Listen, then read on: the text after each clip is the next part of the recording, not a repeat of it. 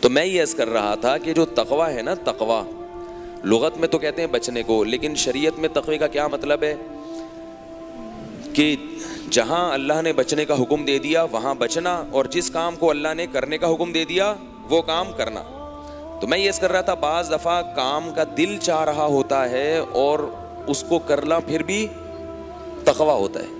تو افطاری کے وقت آپ کا دل چاہ رہا ہے افطاری کرنے کا، تقوی کا تقاضا بھی کیا ہے؟ بولو نا بھائی، افطاری کر لو۔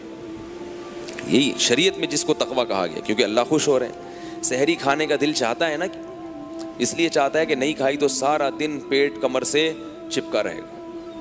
اتنے موٹے موٹے الارم لگا کے سوتے ہیں، بھائی ایسا نہ ہو، کیونکہ گرمیوں کے روزے چل رہے ہیں، اور بعض دفعہ بعض لوگ تراویح کے بعد کھانا نہیں کھاتے، افطاری میں ہی کھا لیتے ہیں، پھر وہ سحری میں جا کے کھاتے ہیں۔ اگر سحری میں آنکھ نہیں کھلی گئے۔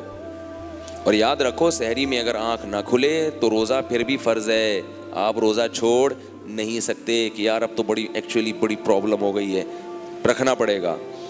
اور کوئی بھی نہیں مرتا، بھوک کا کوئی نقصان نہیں ہے۔ جو ڈاکٹر حکیم کہے نا بھوکا رہنے سے نقصان ہوتا ہے، اس کو میرے پاس لاؤ۔ بھوکا رہنے کا صحت کو کوئی نقصان نہیں ہے، فائدے ہی فائدے ہیں۔ آپ کا جگر بہت اچھا ہو جاتا ہے، کام کرنے کے لائق ہو جاتا ہے۔ بھوکا رہنے کا ایک نقصان ہے، وقتی کمزوری۔ وقتی سمجھتے ہیں؟ ٹیمپریری کہتے ہیں نا وقتی کو، بعض دفعہ کوئی لفظ میں الٹا بھی کہہ دیتا ہوں۔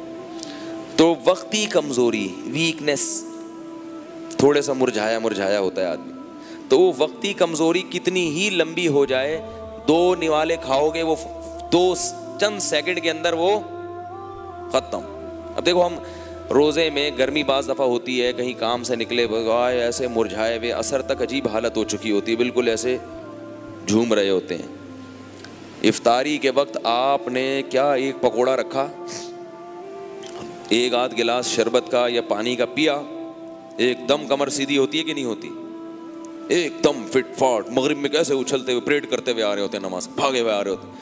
عصر میں آپ لوگوں کے نماز کے لیے آنے کا اسٹائل دیکھیں اور مغرب میں زمین آسمان کا فرق ہوتا ہے۔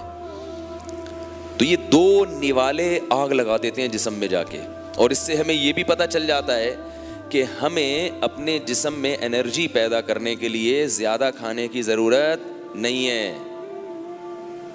یہ تو اب ڈاکٹر بھی اس طرف آ گئے ہیں۔ بعض ڈاکٹر پہلے کہتے تھے بس ہر وقت کھاتے رہو، تھوڑا تھوڑا کچھ نہ کچھ کھاتے رہو۔ اب ان کی بھی یہ رپورٹ ہے کہ ہمیں اتنی کیلوریز کی ضرورت نہیں ہوتی جتنی ہم کھا رہے ہیں، بہت تھوڑا کھا کے بہت اچھا چل سکتے ہیں۔ اور یاد رکھو انسان کو اللہ نے شاید بنایا ہی بھوکا رہنے کے لیے، کچھ نہ کچھ بھوک ہر وقت لگتی رہے اس کو، پھر سیٹ رہے گا وہ۔ تو یہ روزے سے عادت ڈالو کم کھانے کی، تو ہمارا دل چاہتا ہے کھانے کا، ہم کھا لیتے ہیں اور ہمیں کیا ملتا ہے اس کھانے پہ؟ ثواب۔ سحری میں ہمارا دل چاہتا ہے کھانے کا، کیونکہ نہیں کھایا تو بڑے پرابلم آئے گی، تو نبی نے کیا ترغیب دی؟ سحری کھاؤ، دی نا۔ تو بہت سے کام تو میرے بھائی ایسے ہیں جو اللہ نے ہمیں کرنے کا حکم دیا اور ہمارا دل بھی چاہتا ہے، تو ان میں تو کوئی پرابلم ہے نہیں، وہ تو سب مسلمان بہت اخلاص کے ساتھ کرتے ہیں ایسے کام۔ یہ والا تقویٰ 100% مسلمانوں میں ہے، یہ والا تقویٰ مسلمانوں میں بولو نا، لیکن نہیں ہے۔ حقیقت یہ ہے کہ بعض کام ہمارا کرنے کا بہت دل چاہتا ہے، شریعت نے ثواب بھی بتایا، مگر ہم اس کو کرنا تقوی کے خلاف سمجھتے۔ وہی بات آئے گی، چھوڑو رہنے دو۔